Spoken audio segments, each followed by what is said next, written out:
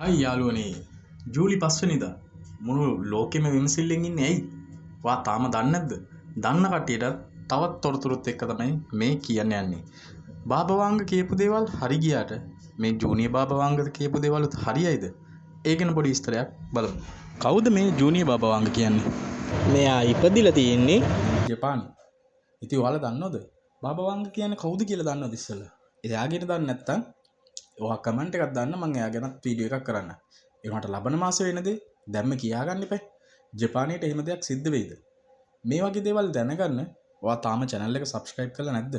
ඔයා අනිවාර්යෙන් අපේ channel එක subscribe කරගන්න. ඔයා කරන එක subscribe එකකින් අපි motivation වෙනවා තව වීඩියෝ ආට ඉස්සරහට දෙන්න. ඒ වගේම ඔයාගේ දැනුමට යමක් එකතු කරන්නත් අපි බැඳිලා ඉන්නවා. එහෙනම් යමු අද වීඩියෝ එකට. මාතෘකාව තමයි ජූලි 5 වෙනිදා. ජපානයට බලපෑමක් සිද්ධ වෙයිද? ඔයාලා ඇහුවද මේ කතාව? දන්නවද? එහෙනම් දැනගන්න වීඩියෝ එකේ අන්තිම වෙනකන් රැඳිලා ඉන්න. Welcome back Asian Zoo. ඔයාලට යමක් කියලා දෙන්න මේ හතරේ. ඉතින් මං කියන කතාව හරියටම ඔයාලා දැනගන්න නම් මට බාබවාංග ගැනත් පොඩ්ඩක් ඔයාලට හඳුන්වන්න වෙයි. බාබවාංග කියන්නේ ගොඩක් අනාවකි කියපු කෙනෙක්. එයාගේ ඇස් දෙක පේන්නේ නැහැ. එයා කියලා තිබ්බා එයාගේ ඇස් දෙක පේන්නේ නැති වුණාට එයා හිතින් වෙනම ලෝකයක් දකිනවා. ඉතින් ඒ ලෝකෙ දකින්න දේවල් මේ වගේ සිද්ධ වෙන්න පුළුවන් කියලා ගොඩක් අනාවකි කියපු කෙනෙක් තමයි මේ බාබවාංග කියන්නේ. ඉතින් ඒ වගේම තමයි ජපානයේ ඉන්න මේ ජූනියර් බාබවාංග කියන්නේ කවුද? එයා නමින් නම් රයෝ ටසුකි කියලා තමයි එයාව හඳුනන්නේ. එයා එලා කොමික් චිත්‍ර අඳින එකෙක්.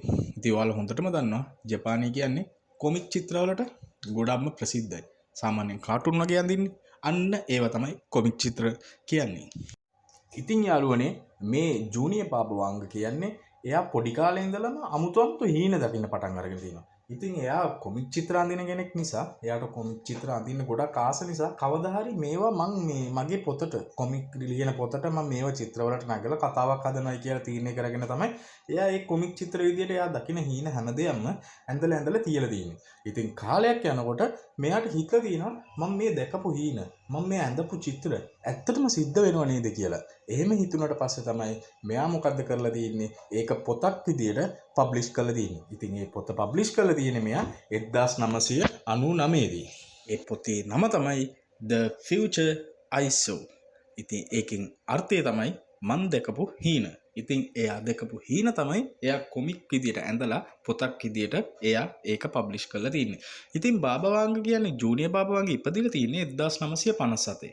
දැන් 2025 වෙන නිසා එයාට සාමාන්‍ය අවුරුදු 71ක් වගේ තමයි වෙන්නේ. ඉතින් එයා තාමත් ජීවතුන් අතර ඉන්නවා. ඉතින් එයා කියපු දේවල් අනාවකි සමහර දේවල් හරියටම හරි ගිහිල්ලා තියෙනවා. ඉතින් එයා කියපු අනාවකි හරි ගියපු දේවල් ගැනත් අපි පොඩ්ඩක් බලමු. පළවෙනියෙන්ම මට කියන්න තියෙන්නේ එයා ඉස්සෙල්ලාම කියලා තින්නේ අපේ කවුරුත් දන්න රැජිනත් තමයි ඩයන කියන්නේ. එයාගේ කාර් ක්‍රැෂ් එක ගැන එයා කියලා තියෙනවා කළුවරේ මෙන්න මේ වගේ දෙයක් මම ෆ්ලෑෂ් වෙනවා වගේ දැක්ක මෙන්න මේ වගේ සිද්ධියක් වෙනවා මෙන්න මේ දවසේ වෙනවයි කියලා එයා සඳහන් කරලා තිබ්බා. ඒ වුණාට ඒ සිද්ධිය වෙලා තිබ්බේ 1997. ඒ වුණාට මෙයාගේ පොත රිලීස් වෙලා තිබ්බේ 1999. ඒ කියන්නේ මේ සිද්ධියෙන් පස්සේ තමයි මෙයාගේ පොත රිලීස් වෙලා තිබ්බේ. ඒ වුණාට මෙයා පොතේ එයා දැකපු හැම හීනයක්ම මෙන්න මේ වගේ දවසක තමයි මම මේක දැක්කේ කියලා එයා ඒ දවසේ ඩේට් එකත් එක්කම සඳහන් කරලා තියෙනවා. ඒ ඩේට් එක එක්ක බලද්දී එයා සඳහන් කරලා තියෙන්නේ මේ සිද්ධියට පෙර තමයි එයා ඒ හීනේ දැකලා තියෙනවා කියලා. ඒ වගේම තමයි බෑන්ඩ් එකක් තියෙනවා පෙඩි මේකරි කියලා. ඒකේ එක්කෙනත් 1991 නැති වෙන්නේ.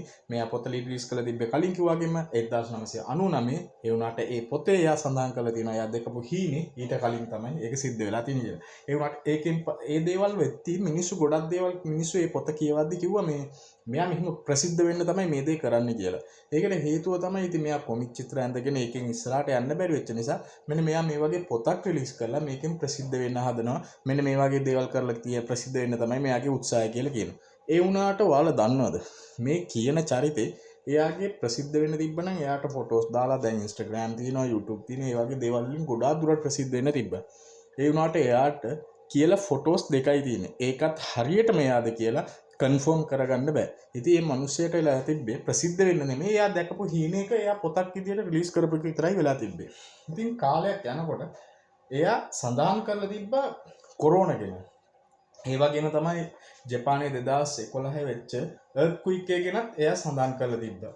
ඒ වගේ ඉතින් guys එයාලා සඳහන් කරලා තිබ්බා 2011 ජපානයේ ටෝකියෝවේ සිද්ධ වෙච්ච earthquake එකයි tsunami එක නෑ. ඒතකොට ඒක සිද්ධ වෙන්නේ 2011. ඒතකොට මෙයාගේ පොත රිලීස් වෙලා තියෙන්නේ 1999 දී. එතකොට ඒ පොත රිලීස් වුණාට පස්සේ තමයි මේ සිද්ධිය වෙලා තියෙන්නේ. ඒ වගේම තමයි 2011 ෆුකුෂි ඩෙකි නිකුලර් ඩිස්ටාස්ටර් එක ගැනත් එයා සඳහන් කරලා තියෙනවා. ඉතින් ඒ වගේ දේවල් මෙයා පස්ස කාලේ පොතේ සඳහන් කරපු දේවල් ඇත්තටම සිද්ධ වෙනකොට ගොඩාක් කට්ටිය මෙයාව විශ්වාස කරන්න පටන් ගත්තා. ඉතින් විශ්වාස කරන්න පටන් ගත්තට පස්සේ අර බාගේ හිටපු හැමෝම මෙයා කියපු දේවල් වෙනවනේ, මෙයා කියපු විදියටම සිද්ධ වෙනවනේ කියලා ඒ දේවල් පිළිගන්න පටන් ගත්තා. ගොඩක් දුරටම කියනවා නම් පැහැදිලිවම කියනවා මෙයා කොරෝනා ගැනත් ගොඩක් සඳහන් කරලා තියෙනවා. ඉතින් එහෙම කියපු මේ ජූනියර් බාබා වාංග තමයි දැන් කියලා තියන්නේ ජූලි 5 වෙනිදා මේ ඩයමන්ඩ් ෂේප් එකට තියෙන ජපාන්, තායිලන්ඩ් ඒ වගේ කන්ට්‍රි වලට ලොකු සුනාමියක් ඇති වෙන්න පුළුවන්, ලොකු earthquake එකක් ඇති වෙන්න පුළුවන් කියලා මෙයා දැන් පොතේ සඳහන් කරලා තියෙන්නේ.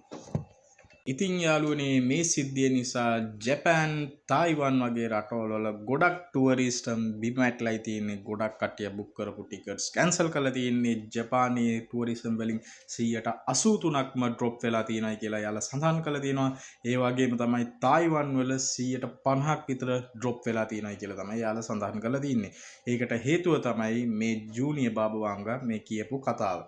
ඉතින් ජපානයේ ඔෆිෂියල් කට්ටිය කියන්නේ මේවා සිද්ධ වෙන්න පුළුවන්, නොයි සිද්ධ වෙන්න පුළුවන් කියලා යාලා සඳහන් කරනවා. දැන් මේ වගේ දේවල් වල විශ්වාස කරන නිසා අපේ ටුවරිසම් ගොඩක් කඩා වැටෙනයි කියලා එයාලා සඳහන් කරලා තිබ්බේ. ඒකට මූලික හේතුව තමයි ජපානයේ ඒ ප්‍රදේශවල ඒ මුහුදාශ්‍රිතව ජීවත් වෙන මිනිස්සු ජපානයේම සිටිසන්ලත් ගොඩක් එතනින් අයින් වෙලා ගිහිලා තියෙනවා. ඒ නිසා තමයි මේක ලොකුවටම කතා කරලා මේ වගේ ප්‍රශ්නයක් විදියට අනිත් රටවල් වලින් මේ රටට ටුවරිසම් වලට එන කට්ටියක් දැන් ටිකට් ඔක්කොම ඩ්‍රොප් කරලා තියෙන්නේ. ඉතින් එහෙම වෙනකොට එයාලගේ ටුවරිසම් ඉන්ඩස්ට්‍රි එක ගොඩක් කඩා වැටෙන්න පුළුවන් කියලා තමයි එයාලා සඳහන් කරලා තියෙන්නේ. ඉතින් අපිට කියන්න තියෙන්නේ ඉතින් යාළුවනේ ඔයාලට මොකද හිතෙන්නේ මේ ජූනියර් බාබා කියපු විදියටම මේ දේ සිද්ධ වෙයිද ජූලි 5 වෙනිදා, නැත්නම් මේ දේ කටකතාවක් විදියටම පැතිරලා යයිද කියන එක.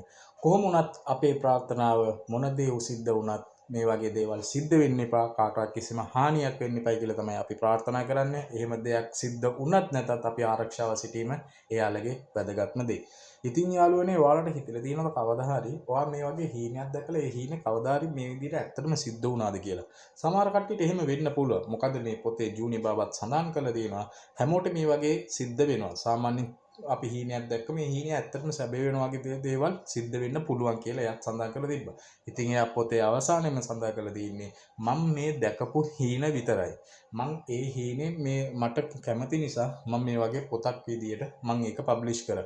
මේක ලොකුවටම සීරියස් අරගෙන කවුරුත් මේක ප්‍රෙඩික්ෂන් නැත්ත වගේ දේ හිතාගෙන ඒ දේ පස්සෙන් යන්න එපා. ඔයාලා හැමෝම ඒ වෙලාවට ඒ එක්ස්පර්ට්ලා කියන විදියට ඔයාලගේ ජීවිත ආරක්ෂා කරගෙන ඒ වගේ දේවල් සිද්ධ වෙන්න පුළුවන්, නැති වෙලා යන්න පුළුවන්. මට දෙකපු හීනේ විතරයි මම මේ කියලා තියෙන්නේ. ඉතින් යාළුවනේ මේ වගේ දේවල් ඔයාටත් ඉස්සරහට තව දේවල් දැනගන්න නම් අනිවාර්යෙන්ම අපේ channel එක subscribe කරලා තියාගන්න. ඔයා කරන එක subscribe එකකින් අපි motivate වෙනවා තවත් මේ වගේ වීඩියෝස් කරන්න. ඉතින් යාළුවනේ වීඩියෝ එක හොඳයි නම් bell icon එකත් click කරලා තියාගන්න. එතකොට අපි දාන වීඩියෝ notification එක ඔයාට අනිවාර්යෙන් එනවා. ඔයාගේ යාළුවෝ ඉන්නවනම් එයාලට share කරලා අපිට support එකක් දෙන්න. ඉතින් පොඩි අඩුපාඩු ඇති අනිවාර්යෙන්ම comment එකක් දාන්න. මම හදාගෙන ඉස්සරහට යන්න ඕන මොන දේවල්ද කියලා. එහෙනම් සුබ දවසක්. ලබන වීඩියෝ එකේදී හම්බෙමු.